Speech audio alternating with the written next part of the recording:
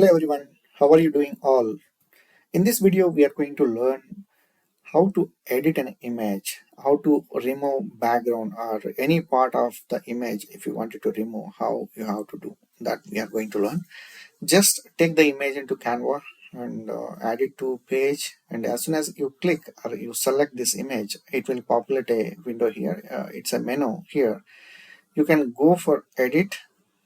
Here is the place you can go for edit, or if you wanted to just remove background, just select this pic and click on BG remover.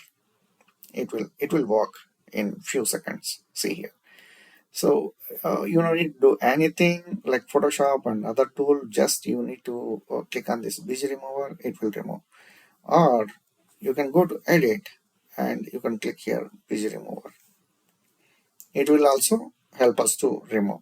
And also there are magic eraser and magic grab and grab text, all these things that also you can use and edit your images or videos, and this will definitely help you guys